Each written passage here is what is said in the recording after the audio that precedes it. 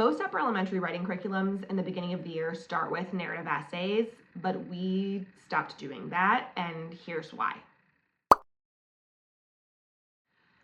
So we start with sentence level instruction, even at that 3rd, 4th, and 5th grade level, which might sound counterintuitive because yes, should these kids know what a sentence is? Should they be able to write a complete sentence?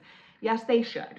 But if you've ever taught 3rd, 4th, and 5th grade, you know the slew of kids who have trouble writing a simple sentence, like a complete, well-written sentence, not just like, you know, a 3 or 4 word sentence with a subject and a predicate, like a well-written sentence for a 4th grader. NAEP did their last assessment in 2022, and out of that data came the fact that 22 of every 30 kids cannot write proficiently in the United States. That's a problem, a really big problem, because if I'm only sending 8 kids to the next grade level proficiently writing, who's going to intervene? That tells us we have a tier 1 instructional problem, right?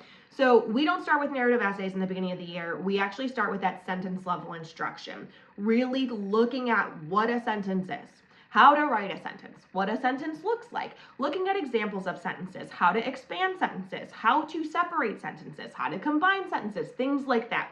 So I'm going to walk you through this research back process and then talk about like what we teach throughout the rest of the year. So the traditional approach of having this narrative essay come at the beginning of the year is kind of like a little leftover crumb from balanced literacy and writer's workshop. Now, I will say, our stance on this is that writer's workshop and balanced literacy were super well intended. I do not think that any teacher or researcher or professor got into education with the intent to provide kids with some sort of instruction that was terrible, basically. I think it was very well intended. Now, the reason why we started out with narratives in the beginning of the year was because it increased student buy-in, right? If we let them write about their lives and things that they like, they're gonna like writing. And if they like writing, they're gonna write more. Except when 22 of them can't write proficiently, if they're writing poorly, then they're just practicing these skills and reinforcing poor writing habits, and then they're eventually going to stop writing because they're going to consistently get feedback that's not positive. And then we just turned a whole bunch of kids off with her writing, right? So it feels creative to do this, it feels engaging, and it feels familiar to teachers because every single big box curriculum out there will start with writing narratives or writing a story or something like that, like a personal narrative or a fictional narrative. They all start with this because they're buying into that like balanced literacy belief that if we just like expose kids to books, they're just gonna love to read. But what we weren't doing was giving kids the actual tools to be able to decode and comprehend efficiently, right? So then we turned a whole bunch of kids off to rating, and that's also reflected in our nationwide data, right?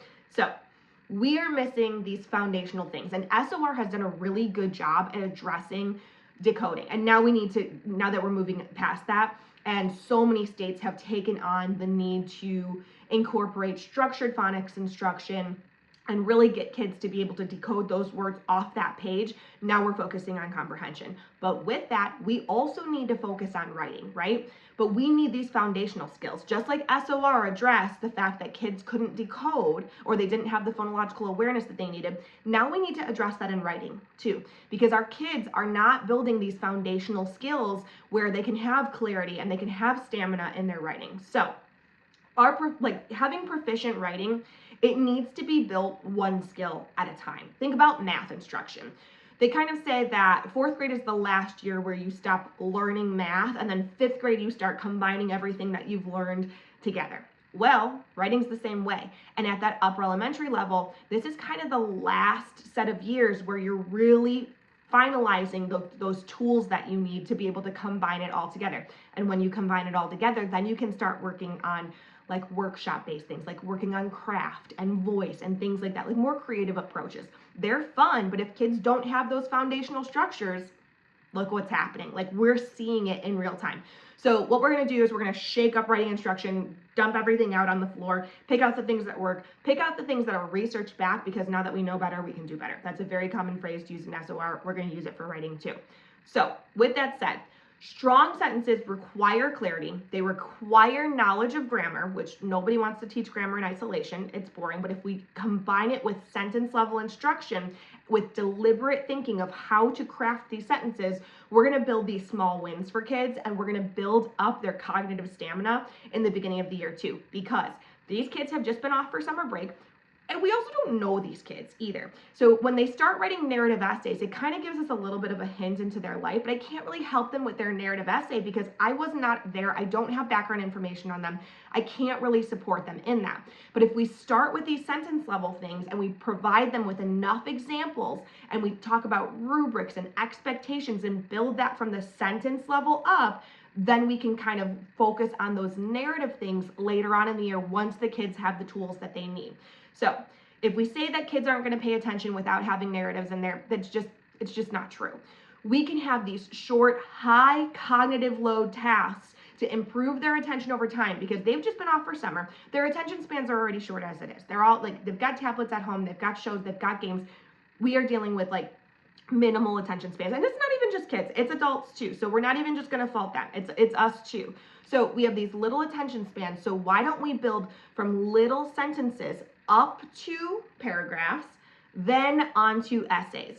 Sentence writing in the beginning of the year is way more manageable, especially like if we just get it done, get everybody to the highest amount of proficiency as we can, then we move into essays. Then we move into paragraphs. Now, we don't leave sentence instruction behind though, because if you think about it, when you're crafting a paragraph, you're crafting it sentence by sentence by sentence by sentence. So that sentence level instruction is still continuing into paragraph construction. So if you're looking at like the topic sentence and you're looking at your supporting ideas and your details, and then you're concluding, those are all sentences. You're not just teaching sentences and then saying, all right, we're done with that. We're all proficient in it now. We're leaving sentence instruction behind. You're not, because then when you finalize that paragraph structure and organization too, and you really focus at that sentence level, well, then when you move into essays, what are you looking at? You're looking at individual paragraphs. You've got your introductory paragraph, you've got your body paragraphs, you've got your conclusion paragraph, all made of intentionally crafted sentences, which are all a part of the intentionally crafted paragraph, which are all a part of the intentionally crafted essay now, right? So all of this instruction is sequential. It's all building on one another. So I'm going to show you, I'm going to move over here. I'm going to put up our year at a glance. This is from our Explicit Writing Kickstarter kit, totally free. It's like almost 100 pages. It's a living document too, so it gets added to all the time.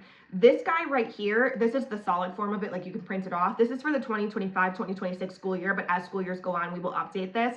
This is also in completely editable form in a Google Sheet. So if you want to share this with your team and you want to go look at like how we teach our writing instruction, how we start with the sentence level, then move into paragraphs, then move into essays. Now let's talk really quick about what essays we teach and in what order.